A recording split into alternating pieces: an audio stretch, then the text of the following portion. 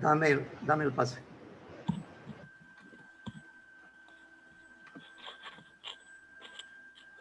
Buenas tardes, bienvenidos, bienvenidas. Adelante, hermano Agustín.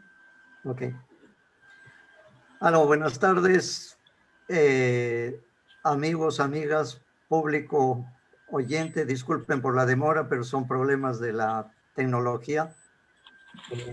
Nos llevó unos minutos en conectarnos. Bueno, no podemos perder la paciencia. Bienvenidos en este día 12 de octubre, que se celebra la resistencia de nuestros pueblos, sobre todo nuestra cultura. Y si es de la resistencia, pues bueno, ahora le toca a Anthony Hedman hablar de la resistencia de la hoja de coca en estos años, y él nos va a ilustrar con toda esa historia, con todos sus estudios, sus experiencias y sus visiones hacia el futuro. No tengo nada más que hablar, así que lo dejo a Ricardo Soberón, quien va a presentar a Anthony y a Anthony. A los dos, la mesa está servida y buen provecho. Nos estamos viendo. Muchas gracias, Agustín. Muy buenas tardes a todas y a todos los que se han conectado a esta mesa de diálogo, de conversación sobre la hoja de coca como alimento, como medicina. Recojo las palabras de Agustín, pues no hay mejor símbolo de la resistencia de un pueblo que a más de 500 años de intento de dominación que la historia de la hoja de coca, su resistencia, su supervivencia, su crecimiento, su mantenimiento en la memoria de los pueblos de lo que hoy es América Latina. Y es por esto que quiero agradecer a la Asociación Cultural Pachamama por convocarnos a estos lunes tan importantes para conversar sobre la hoja de coca.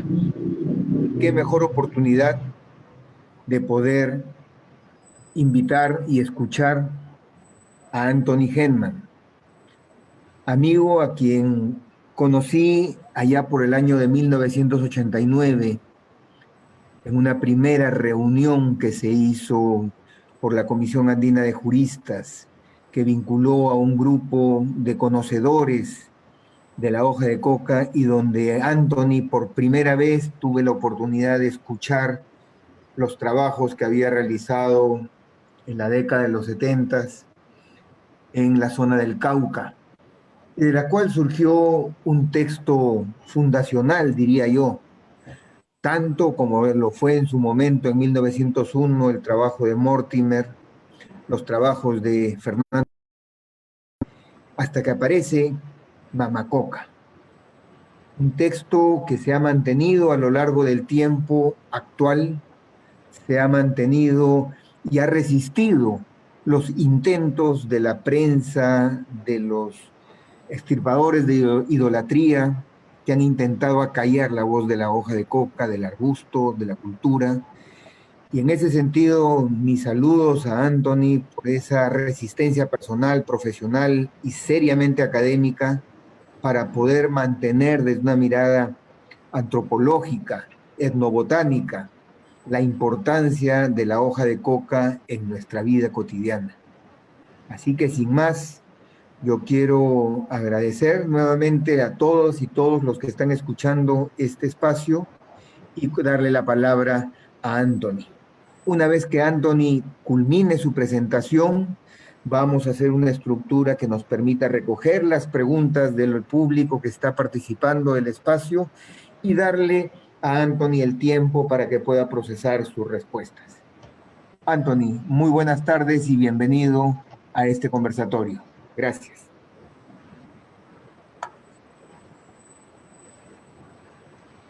Bueno, Ricardo, muchas gracias a ti por presentarme así de esa manera tan lisonjera.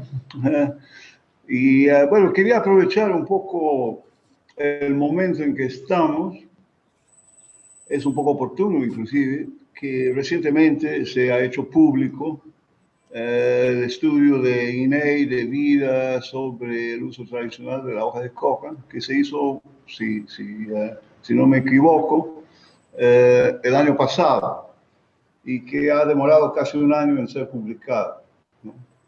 Bueno, ha salido a luz y lo interesante es que este informe actual más o menos desmonta y contradice las dos tesis principales de su anterior informe, que fue publicado con la edición del ministro Rospigliosi por el Instituto de Estudios Peruanos en el año 2004, ¿no? O sea, en el 2004 lo que se argumentaba era que con la modernización, la urbanización, el uso de la hoja de coca iba paulatinamente a desaparecer, que era una cosa ligada al pasado y que en un futuro eso prácticamente dejaría de existir.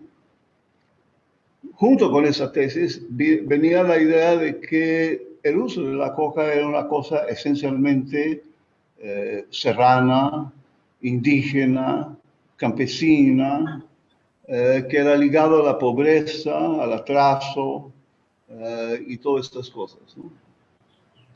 Entonces, es interesante comparar, ¿no?, las cifras, ¿no?, que fueron arrojadas así en el 2004 con las que han publicado ahora, porque lo que demuestra es justamente el contrario de lo que ellos proponían en aquel entonces. O sea, el consumo legal, de acuerdo con sus estadísticas, ha aumentado desde 8.800 toneladas a principios de los años 2000 a cerca de 12.000 toneladas. O sea, un aumento de unos 29%, ¿no? Eso es la primera cosa que debemos ¿no?, constatar, ¿no? También lo que ha aumentado es el número de consumidores, ¿no? O sea, si se estimaba el total de usuarios de hoja de coca en 4.600.000 en el 2003, eso pasó a 5.100.000 en el 2013 y a cerca de 6 millones actualmente, que es también un aumento de la orden ahí de más de 30% en términos de número.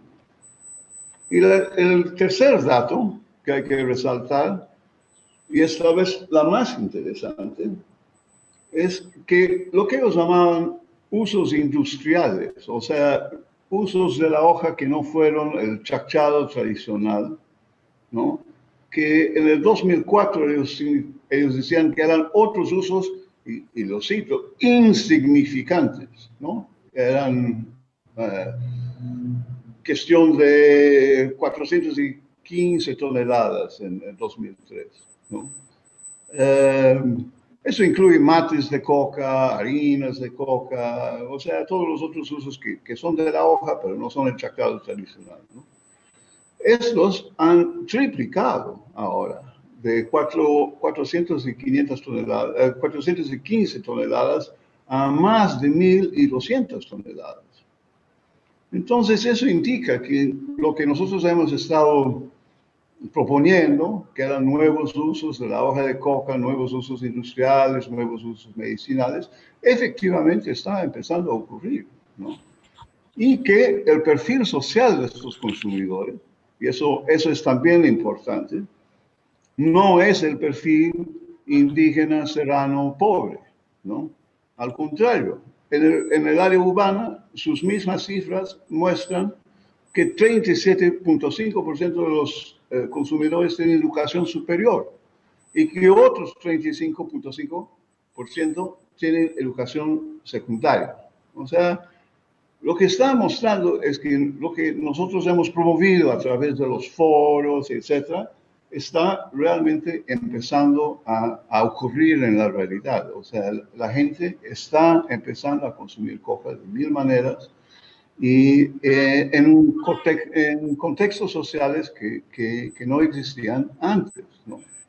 Y eso me parece extremadamente significante y que este nuevo mercado que ha encontrado la coca, no solo en el Perú, pero que empieza a tener lo mismo en Bolivia, en Argentina, en Colombia y hasta en Europa, en América del Norte, así cuando la harina consigue llegar y pasar por las aduanas, ¿no? Entonces, eso es un hecho, ya está documentado, ¿no? Y si lo asociamos al crecimiento imparable del mercado mundial de la cocaína, o sea, de nuevo, les doy unas cifras, ¿no? O sea, no, en 3 meses en Europa se aprendieron 1.800 kilogramos de cocaína originarias del Perú. La Casa Blanca dice que las extensiones de coca en el país han aumentado de 49.000 hectáreas a 70.000 hectáreas, que la producción potencial son 702 toneladas. Está habiendo un nítido aumento del tamaño y de la extensión del mercado mundial de la cocaína. Y otro factor que hay que señalar es que el precio de la cocaína se mantiene estable desde que yo empecé a estudiar ese tema, o sea, desde 1970. En el 70, un kilo de clorhidrato de cocaína valía $2.000. Hoy día vale lo mismo, un poco más, un poco más, un poco menos, y $2.000 hoy en día valen mucho menos que $2.000 en el año 70. Entonces, en términos reales, el precio de la cocaína y la disponibilidad de cocaína, y claro, la producción y el tráfico, están aumentando vertiginosamente. Y realmente eso lo que demuestra, sí, es que, digamos, que las propiedades estimulantes de la coca, sea en su forma de hoja o sea en su forma refinada, han encontrado un nicho humano, ¿no? Han encontrado una relación recíproca, ¿no? Y eso no es una cuestión nueva, ¿no? O sea, ya desde la descubierta del bolo de coca en Nanchok, que ya pone la fecha del inicio probable del uso domesticado de la hoja de coca a 6.000 años antes de Cristo, hasta toda la historia de la coca durante el periodo prehistórico, durante la colonia, la descubierta de la cocaína como un remedio milagro a finales del siglo XIX. La coca y el ser humano han encontrado una relación mutua, ¿no? Al punto que hoy en día la planta ya no podría sobrevivir en estado silvestre. La planta depende de nosotros para sobrevivir. Requiere nuestro cuidado. Entonces estamos en una relación mutua y tenemos que saber cómo manejarla, cómo cuidarla, ¿no? Yo creo que hay que desentrañar un poco los diferentes hilos así de esta historia, ¿no? O sea, una que tanto se ha promovido acá en Lima es la idea como que de la coca como un problema, ¿no? Como decía, ¿no? ¿no? Como Baldomero sabe muy bien, Gutiérrez Noriega y todos los psiquiatras y especialistas del tema del siglo XX, que siempre recalcaban esa idea de que la coca era ligada al atraso, a la pobreza, al subdesarrollo, que era una cosa que tenía absolutamente que ser superada para llegar a tener una sociedad moderna, democrática, ilustre, ¿no? Ilustrada. O sea, quiero también resaltar, cuando leí el estudio ese que fue editado por Rospigliosi en 2004, hay un artículo ahí por una señora que ha sido ministra de la mujer, donde hace el argumento feminista en contra de la coca. El argumento feminista era que las mujeres que chachan coca son las pobres de las pobres, son las mujeres más pobres y más que sufren de una tremenda exclusión. Y ella llega a decir, y lo cito, eso tiene una asociación perniciosa con el indigenismo. Entonces, tenemos que salvar a estas mujeres, tenemos que salvarlas de la exclusión, pero primero tenemos que salvarlas de la coca, porque eso es lo que marca su exclusión. Entonces, todos esos argumentos así, que son constantemente reciclados, ¿no? Por autoridades que no realmente entienden el tema y por los medios que quieren seguir, ¿no? Creando un problema alrededor de la coca. Eso se justifica normalmente diciendo que también la cocaína es un tremendo problema. Pero la gente se olvida que hace 100 años, acá en el Perú, como ha mostrado el historiador Paul Gutenberg, hace 100 años la cocaína era considerada como la posible salvación de la economía peruana, era un síntoma de la modernidad, que se iba a instalar lindas fábricas en Huánuco, ¿no? que el país iba a salir del subdesarrollo merced a la cocaína, ¿no?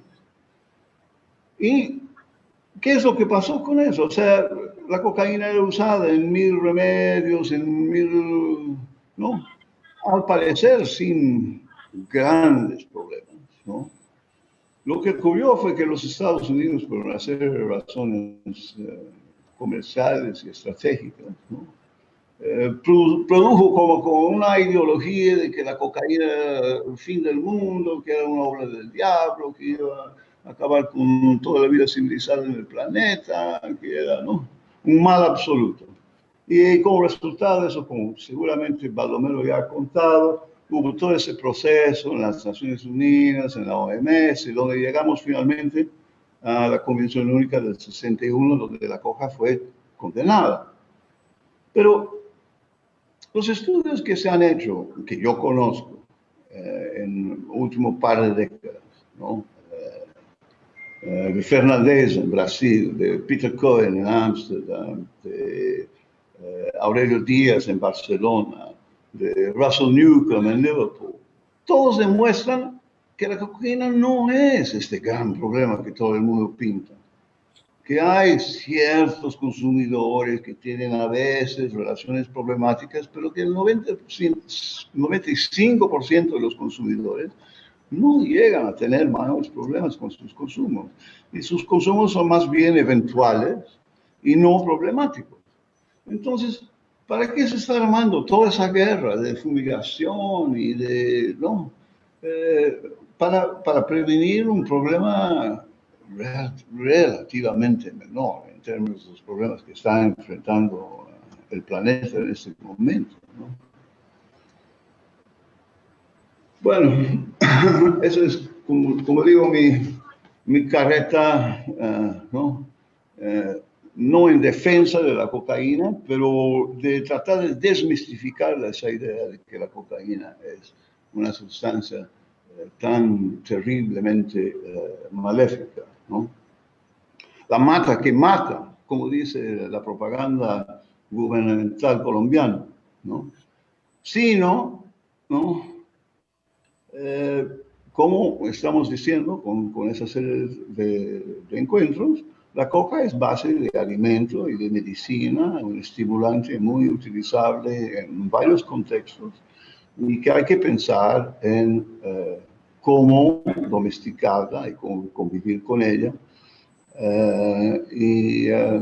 Esperemos pues que ya como los tiempos están cambiando, eventualmente de vida va va a empezar a no solo reconocer los usos tradicionales, sino admitir que los usos tradicionales nos traen ciertas enseñanzas, ¿no?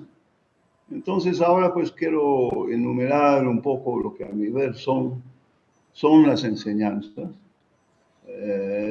del uso tradicional y del uso de la hoja de coca y de los productos derivados de la hoja de coca.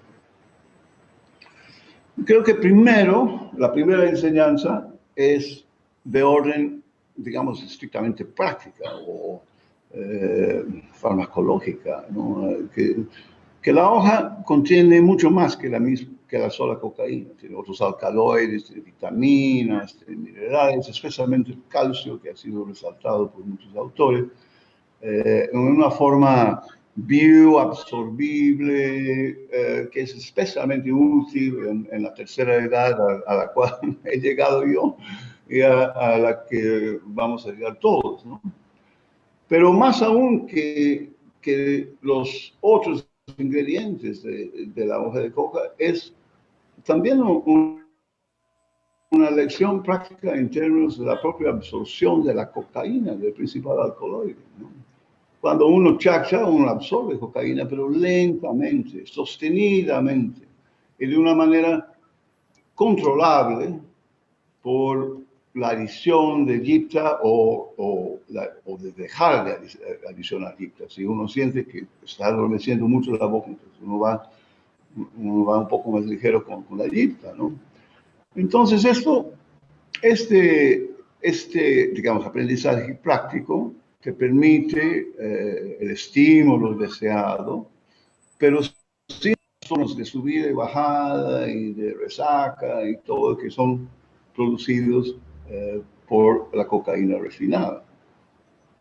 Entonces, esos son, digamos, una de las enseñanzas, digamos, prácticas, ¿no? Después hay enseñanzas sociales, ¿no? Que el marco adecuado para un tipo de consumo moderado le dan prácticas y ceremonias y creencias que, digamos, añaden valor al evento puramente farmacológico. Y eso se ve pues muy claramente acá con el uso tradicional en la sierra, pero no hay ningún monopolio étnico sobre cuáles son las reglas culturales adecuadas, porque hay reglas quechuas, hay reglas aymaras, hay reglas ashánicas, hay otras reglas con relación al mambe o padú en el Putumayo, hay otras reglas en el Cauca, en Colombia, hay otras reglas en la Sierra Nevada de Santa Marta. O sea, son por lo menos 10 a 20, ¿no?, culturas indígenas que se relacionan con la coca, cada uno a su manera y cada uno con sus creencias diferentes, ¿no? Pero como antropólogo pues, los veo y comparándolos veo que cada uno pues cumple más o menos la misma función, ¿no? Y esto es algo que también se empieza a ver en los nuevos contextos. Señalamos algunos, ¿no? El uso de la hoja de coca en Salta, en el noroeste argentino, que es una cosa pues, que tuvo su origen en migrantes bolivianos, pero hoy en día es una práctica de clase media, de gentes profesionales, de estudiantes, y que tiene sus rituales y su forma de ser, ¿no? Igual en Santa Cruz, en Bolivia, que era una zona donde antes no se consumía mucha coca, pero hoy en día sí, ¿no? Leticia, en Colombia, donde todos los estudiantes de la Universidad Nacional, si no me equivoco, usan el mambe, o por lo menos la gran mayoría, y no de una forma, digamos, indígena tradicional, pero en un contexto cultural que ha evolucionado desde hace unas décadas y que también contiene sus reglas y sus ceremonias y su forma de ser, ¿no? Y lo que estamos constatando ahora, un poco lo mismo acá en Lima, ¿no? O sea, están surgiendo nuevas normas, ¿no? Sociales, culturales, que de alguna manera controlan, disciplinan, si quieren, ¿no? El uso de la coca. Y el tercer, después de las enseñanzas prácticas, de las enseñanzas, digamos, sociales y culturales, la tercera enseñanza es realmente ética, ¿no? Que fue el gran equívoco, así, de la prohibición. Era como que reeditar un concepto medieval, ¿no? El diablo, el mal externo. Y al identificar el mal en un alcaloide o en una planta, en una sustancia externa al hombre, se quita la responsabilidad al individuo y a la cultura como un todo de relacionarse con esa cosa. Y lo vuelve una cosa externa, ¿no? Una cosa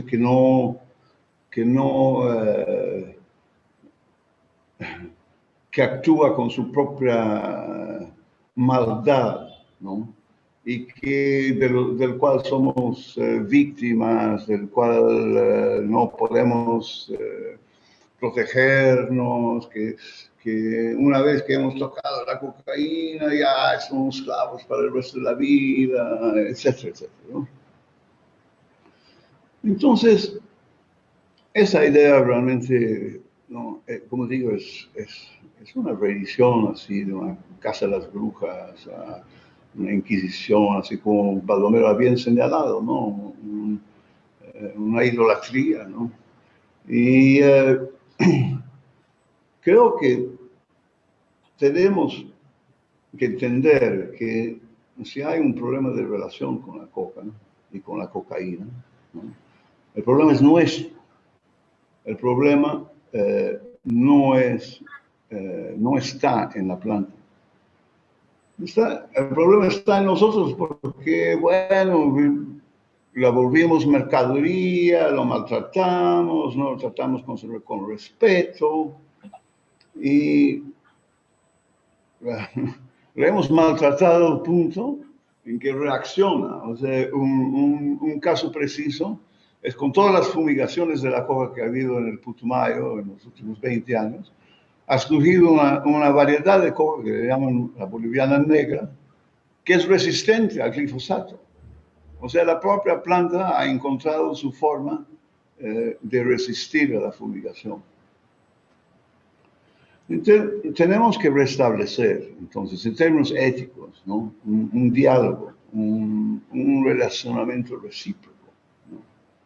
Mi colega brasileño antropólogo Eduardo Viveros de Castro, que ha trabajado mucho con chamanes indígenas, siempre habla de la intersubjetividad que es implicada por el chamanismo. O sea, que ahí el humano reconoce a un animal o una planta como sujeto, no como apenas objeto que va a ser apropiado y manipulado y explotado y comercializado, sino algo con que uno tiene que mantener un diálogo, ¿no? No, esta idea de intersubjetividad no es un falso misticismo, no es una proyección mágica, sino la idea de tener un respeto real hacia otra especie que cohabita con nosotros, ¿no? En esta misma biosfera y que hemos maltratado y en varios de los programas, sobre todo norteamericanos, o sea, los programas que han querido propiamente, ¿no? Eliminarla de la faz de la Tierra. Así, yo he visto informes de la DEA donde proponen eso, ¿no? Species extinction, la extinción de la especie, como objetivo político, ¿no? Legítimo. O sea, a esta locura hemos llegado, ¿no? Entonces, bueno, para un poco para contrarrestar eso, desde hace unos 20 años, como algunos de ustedes ya deben saber, yo cultivo plantas acá en Lima, ¿no? Las he tenido en mi azotea en Barranco y ahora los tengo en otros lugares, pero los he tenido las plantas, no tanto para cosecharlas, porque acá en Lima no rinden mucho y después me da pena de quitarle las hojas que tienen, pero he convivido con ellas para apreciarlas, ¿no? Para verlas florecer, para verlas crecer, para verlas dar su semilla, para poder regalar semillas a otra gente y de esta manera como convivir con ella de una manera, digamos, real, ¿no? Subjetiva o real, en lo físico, en el día a día, ¿no? Y bueno, eso es un poco, digamos, el lado objetivo, así un poco idealista, ¿no? Ser jardinero de la coca. Pero como otra propuesta práctica, es que estamos en la vía de tratar de desarrollar el mercado para la hoja de coca, para que al menos tenga en pocos años al menos un peso equivalente al mercado de la cocaína, ¿no? Si la coca llega a tener, digamos, tanto uso cuantitativo como tiene la cocaína, eso ya será una gran victoria. Por eso será un bien para los cocaleros, para los consumidores y, claro, para la sociedad como un todo. Entonces, con los foros que hemos hecho, ¿no? Acá en Lima, en La Paz, en Quito, Popayán, en Buenos Aires, ¿no? Hemos estado, ¿no? Aportando nuestro pequeño grano de arena a este proceso, pero tengo que insistir un poco, ahí me pongo mi bandera antiprohibicionista, que el gran impedimento al desarrollo de una relación sana a nivel mundial con la hoja de coca sigue siendo la Convención Única de las Naciones Unidas de 1961, que tan injustamente condenó la hoja de coca y que sigue impidiendo su comercialización. Entonces, hay que luchar, ¿no? Hay que luchar sin tregua contra esta prohibición. Y bueno, para eso estamos aquí hoy. Muchas gracias.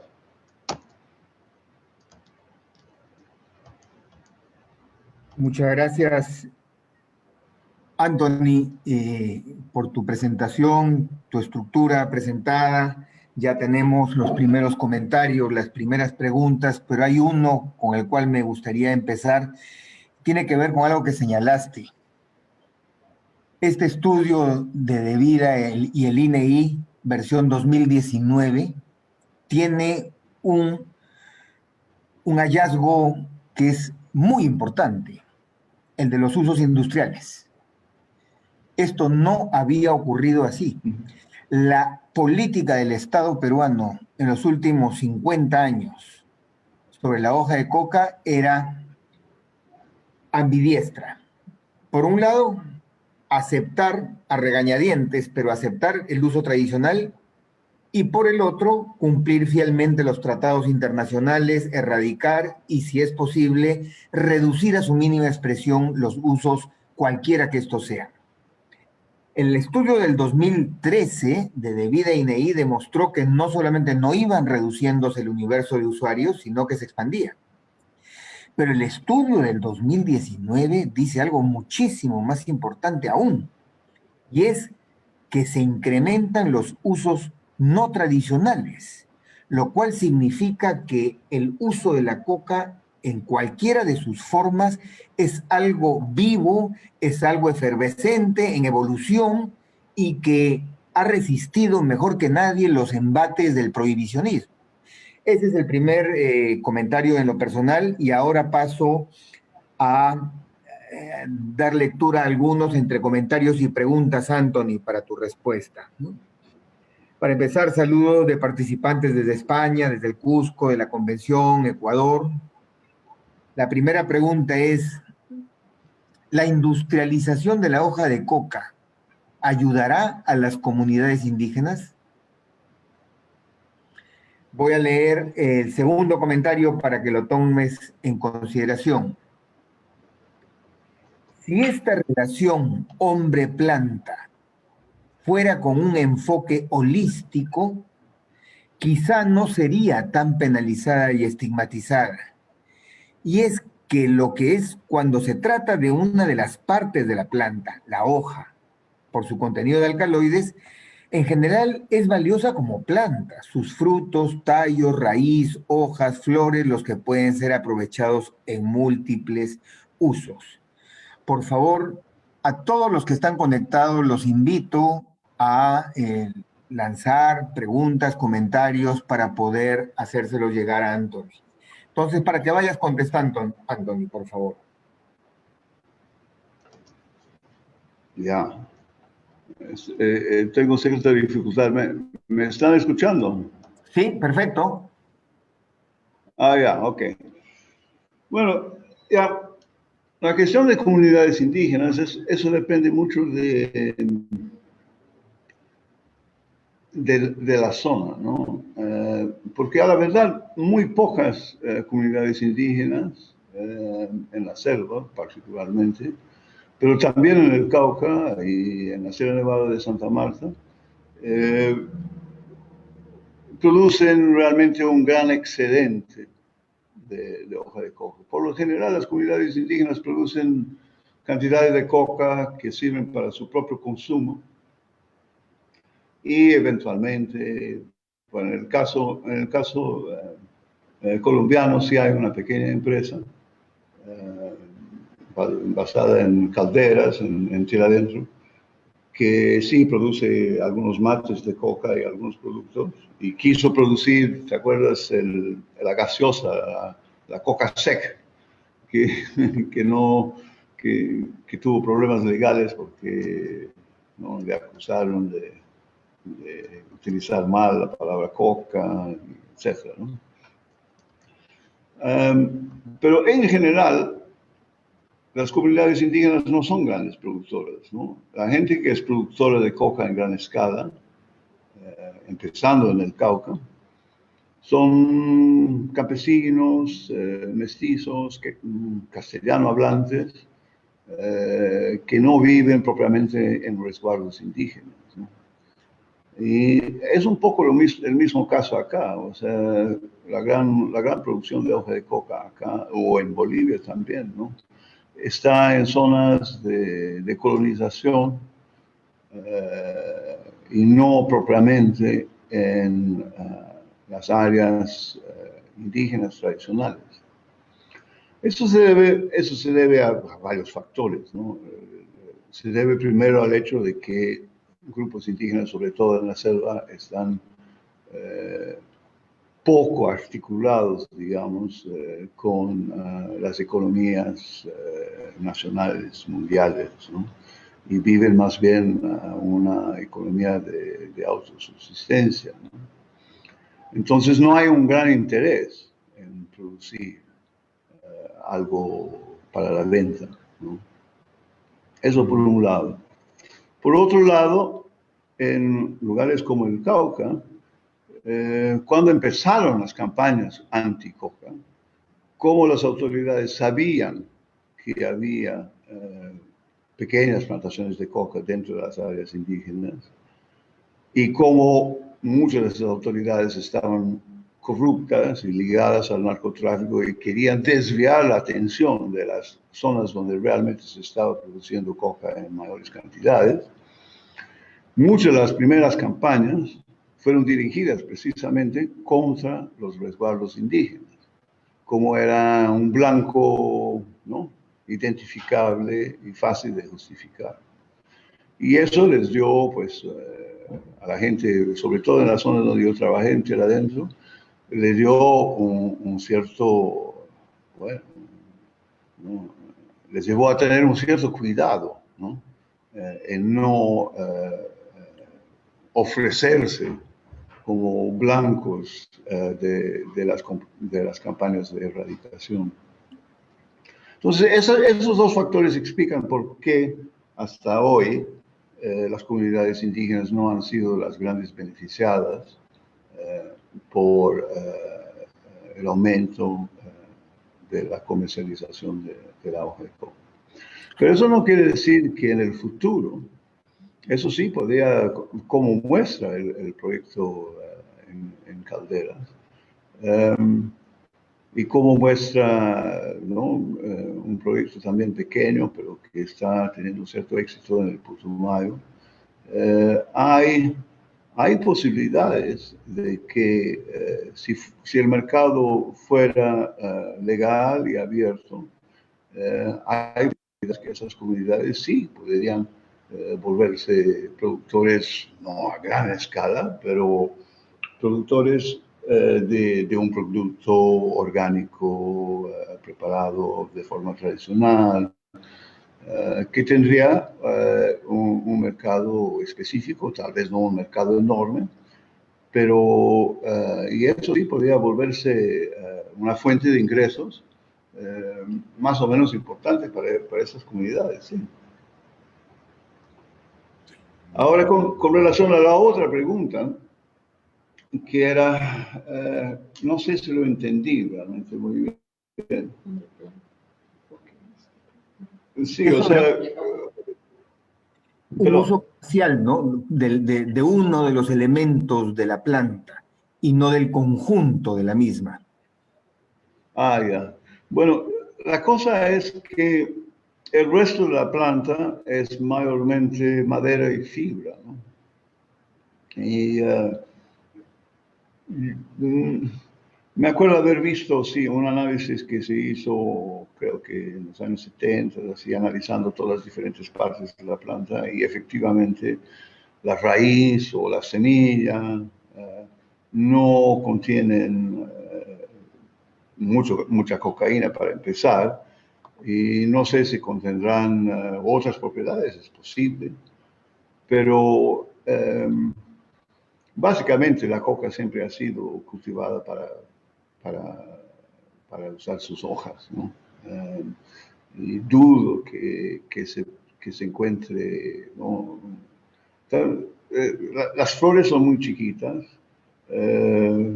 las semillas sirven básicamente para reproducir nuevas plantas, ¿no? Y las raíces, la coca, si uno fuera a cosechar la raíz, uno mata la planta, porque la coca no le gusta que uno le mueve o que le corte la raíz. Eso le hace secar. Que eso lo saben los erradicadores, ¿no? O sea, tienen un instrumento justamente para levantar las raíces, porque la planta, una vez que ha sido movida así, se seca y no, o sea, aunque lo vuelves a plantar de nuevo, no retorna. O sea, la raíz no resiste a ser movida. Entonces, bueno, cosechar las raíces sería lo mismo que erradicar, ¿no? Gracias, Anthony. Tengo dos preguntas más. Antes de formulártelas, quiero invitar a las personas que están escuchando este conversatorio que a través del chat puedan dirigir las preguntas que quieran realizar a Anthony, por favor. Entonces, te voy a leer la siguiente pregunta. ¿Se podría crear una fuerza legal con los países que producen y consumen hoja de coca? Dejo que respondas la pregunta y luego te leo la siguiente. Te la repito. Eso me pasó muy mal, no lo entendí. Por favor, ¿lo puedes repetir un poco? Repito. ¿Se podría crear una fuerza legal con los países que producen y consumen hoja de coca? Bueno, ojalá, ¿no? Pero, ¿cuáles son los intereses políticos? Así, ¿no? En la época en que Evo Morales retiró a Bolivia de la Convención Única y readquirió con la reserva sobre el uso tradicional de la hoja de coca, ningún otro país lo apoyó, ni el Perú, menos Colombia, y aunque Argentina supuestamente considera legal la hoja de coca dentro de su territorio, no es precisamente uno de los asuntos políticos más candentes, ¿no? En Buenos Aires. Sí, sí lo es en Salta, ¿no? Ha habido últimamente pues un senador y algunos diputados, creo que el gobernador de la provincia también, que han hablado justamente de eso, de la necesidad de hacer una alianza binacional con Bolivia, que es su proveedor de hoja de coca, como Argentina no la produce. Pero como los objetivos políticos del momento son tan diversos, lo veo un poco difícil. Ahora, eso es a nivel de gobiernos, a nivel de ministerios de Relaciones Exteriores, que tampoco quieren comprarse esta pelea con las Naciones Unidas y con la comunidad internacional, ¿no? Ahora, a nivel de la sociedad civil, esa es otra cosa, ¿no? A nivel de la sociedad civil, sí, bueno, es lo que estamos tratando de hacer puentes entre acá y Colombia y Bolivia y Argentina, eventualmente Brasil y otros países consumidores, ¿no? Pero es una labor así, ¿no? Larga y eventualmente se podría pensar en crear, digamos, una asociación mundial de consumidores para plantear así políticas con relación a esto y esto sí podría incluir gente de los países más diversos, ¿no? donde los gobiernos no son para nada simpatizantes del tema, ¿no? Pero como hemos visto también con los productores, o sea, ha habido varias tentativas de hacer uniones, sobre todo entre los productores peruanos y bolivianos, que no han prosperado por una serie de factores, principal de ellas siendo que están actuando dentro de realidades políticas distintas en cada país, la forma de organización de sindicatos es distinta, ¿no? O sea, hay una serie de problemas ahí que son difíciles de resolver, ¿no? Perfecto, Anthony. La siguiente pregunta es la siguiente. ¿Es el comercio internacional de industrializados a base de coca solo permite productos desalcaloinizados? Sin alcaloide, el producto pierde su esencia. ¿Qué hacer al respecto? Bueno, yo siempre he considerado, ¿no? Una coca desalcaloidizada como, bueno, básicamente, digamos, utilizando lenguaje popular, es paja, ¿no? O sea, es fibra, ¿no? Porque al desalcaloidizar la hoja también le quitas las vitaminas, le quitas todo, básicamente, ¿no? Y se vuelve una hoja más o menos inerte, con muy poco sabor y con muy poco interés. Entonces, realmente la cosa, no. O sea, ellos dejaron abierta esa ventana porque sabían perfectamente que nadie va a querer comprar hoja descocainizada, ¿no? Entonces, Pero sí, como sabemos, dejaron abierto siempre la posibilidad de ciertas compañías que conocemos comprar la hoja entera, descocainizarla y eso sí lo permitieron. Pero eso es bajo un control muy estricto, donde separan la parte aromática, la parte, ¿no? Que pueden utilizar en la gaseosa y lo hacen bajo controles muy estrictos, donde el alcaloide va a la industria farmacéutica. Pero no creo que queremos limitar a Coca-Cola. No veo el interés. Anthony, yo te hago una pregunta. Y hasta el 2005, 2006 hubo un gran ímpetu en el Perú desde el lado de los productores para tener representación política.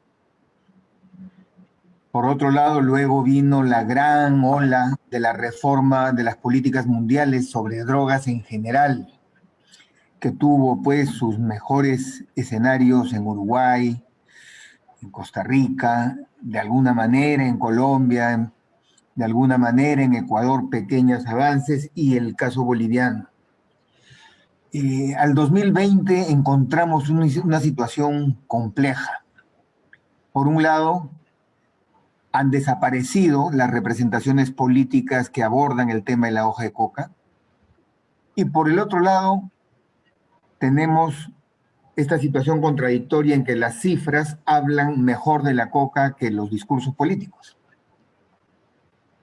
¿Por dónde ves tú en el horizonte hacia el bicentenario y en adelante el cronograma, la hoja de ruta de la hoja de coca para el Perú y el mundo andino?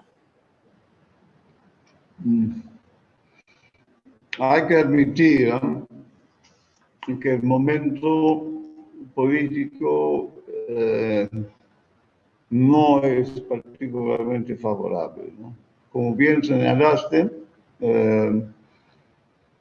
hace 10 años, hace 20 años inclusive, había una apertura mayor así, en la discusión sobre política, sobre drogas a nivel mundial. Actualmente, muchos de los movimientos así de reforma y de cambio de las leyes y de prevención y de reducción de daños y todo, están un poco paradas, ¿no? No solo acá, pero también lo que yo conozco en Brasil, en Europa, no solo no encuentran mucho espacio político y mucho apoyo, digamos, en las entidades de salud pública o en los sindicatos de policías, que en algún momento apoyaban bastante las tesis antiprohibicionistas. Pero ese apoyo de los sectores profesionales que lidian, digamos, con el problema de la droga, ha decaído últimamente, ¿no? Porque ha habido otros problemas, y ahora con el COVID más aún, ¿no? Y entonces, no solo el espacio político se ha restringido, pero también la financiación para muchas de estas entidades se está poniendo corta, ¿no? O sea, muchas de las entidades que nosotros conocemos, ¿no? En Holanda, en Estados Unidos, ¿no? Ya están cortos de fondos, están cortando personal, ya están publicando menos, están haciendo menos reuniones, o sea, están enfrentando una situación difícil, ¿no? Y hay tantos otros asuntos que están ocupando los medios en este momento que me parece bastante difícil, ¿no? Penetrar en el discurso político de la actualidad. Esperemos, ¿no?, que en un par de años y no haya así una nueva enorme guerra o algo que desvía la atención y que podamos volver, ¿no?, a estas discusiones. Pero en este momento preciso no veo mucho espacio. Correcto, Anthony, gracias. Tenemos una siguiente pregunta y les pido a los amigos que nos están escuchando para que puedan ir escribiendo, porque estamos ya en la parte final de este conversatorio. Tenemos esta pregunta que viene de Chile, aparentemente. ¿Podría hablarnos de cómo el convenio 169 de la OIT favorecería a grupos indígenas que tienen prohibición, como en el norte de Chile? El norte de Chile es un caso bien interesante, ¿no? Porque yo estuve una vez ahí, habrá como 15 años. En las partes de Chile que, digamos, fueron la zona 1 y 2, que fueron las partes perdidas respectivamente por Perú y por Bolivia en la Guerra del Pacífico, ¿no? Y que contienen todavía, ¿no?, pobladores, sobre todo aymara hablantes, y poblaciones de migrantes, ¿no?, tanto peruanos como bolivianos, que sí siguen consumiendo coca, ¿no? Y bueno, yo me di cuenta, ¿no?, que en Arica la hoja de coca era relativamente fácil de encontrar. O sea, no era en venta abierta, pero tú ibas al mercado, te preguntabas y después de 5 minutos alguien aparecía, ¿no? En Iquique ya era un poco más difícil. Ya comprar coca en Iquique ya es un poco como comprar marihuana, ¿no? O sea, tú tienes que esperar que yo venga mañana, ¿no? Y en Calama, ¿no?, ya es, o sea, tú dices, yo quiero comprar coca, y como que la gente te mira, ¿no? Delincuente. Aunque en las tiendas se vende mate de coca, ¿no?, en bolsitas filtrantes, y no parece haber problema. Entonces lo que hay ahí es como que un filtro, ¿no?, organizado por los carabineros, ¿no?, que hace con que la coca poco a poco se va volviendo más difícil de conseguir mientras más vas penetrando dentro del territorio chileno, ¿no? Y los grupos indígenas del norte, que son básicamente aymara hablantes, sí podrían plantear, ¿no?, como han planteado los grupos indígenas en Colombia, que han utilizado justamente este artículo de la Organización Internacional del Trabajo, y han tenido éxito. En el caso colombiano, eso ha sido apoyado por la Corte Suprema, y básicamente el Estado colombiano ha aceptado que la hoja de coca, aunque es ilegal en el territorio nacional, sigue siendo legal dentro de los resguardos indígenas tradicionales. Entonces, me imagino que lo mismo podía ocurrir en Chile, ¿no? Pero me imagino que el ambiente en Santiago, y no sé, la Corte Suprema chilena, no debe ser así muy acogedora. Y también hay el problema de que el principal grupo indígena chileno en el sur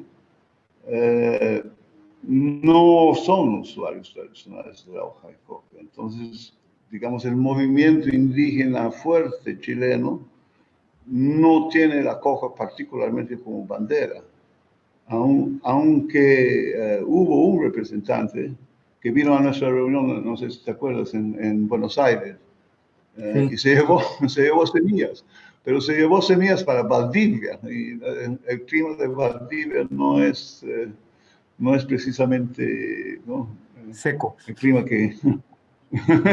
Entonces, creo que el problema en Chile es este, pues, que como resultado de la Guerra del Pacífico y el proceso de chilenización, así del norte chileno, los grupos indígenas han sido muy marginalizados y su cultura ha sido muy mal vista, y tendrán una lucha legal y política, ¿no?, difícil para hacer prevalecer, digamos, sus derechos, ¿no?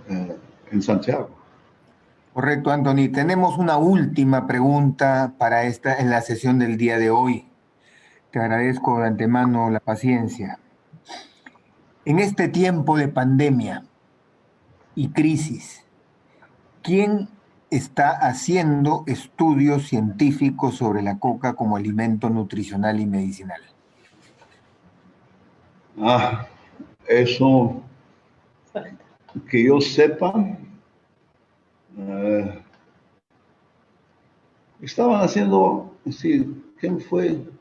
Sí, hay ese grupo del Jardín Botánico de Medellín que está haciendo, no es tanto sobre usos industriales y tal, es más un banco genético, están analizando el ADN, están ligados con el Museo de Historia Natural de Chicago, creo.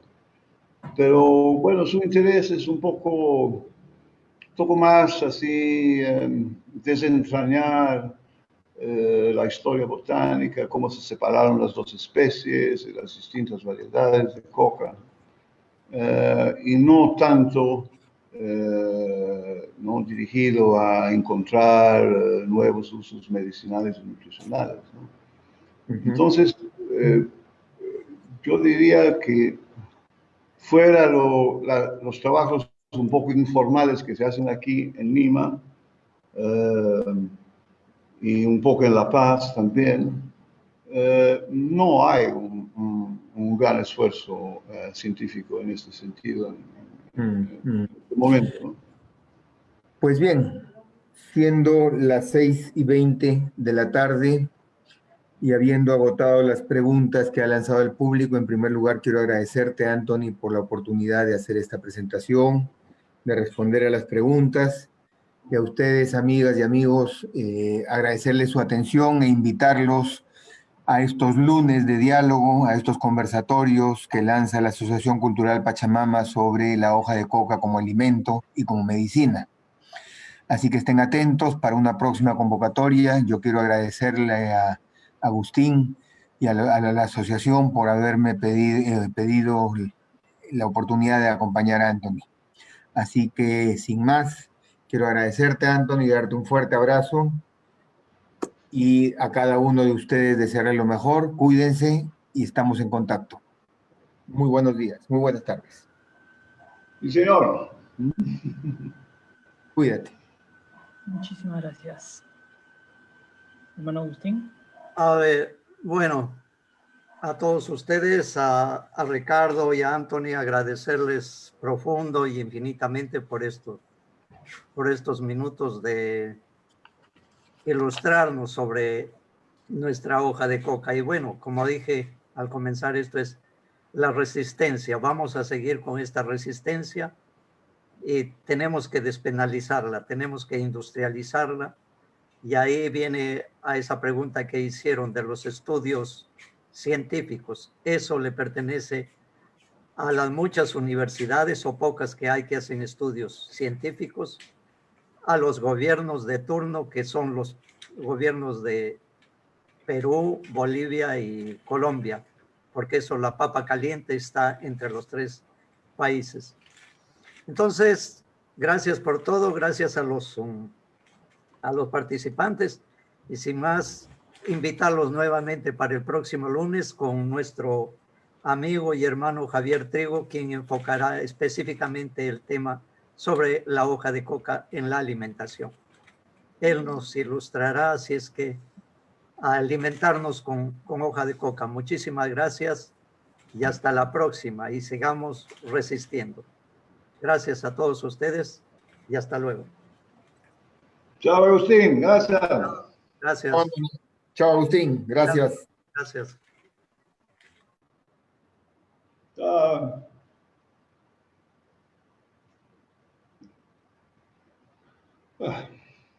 Salir.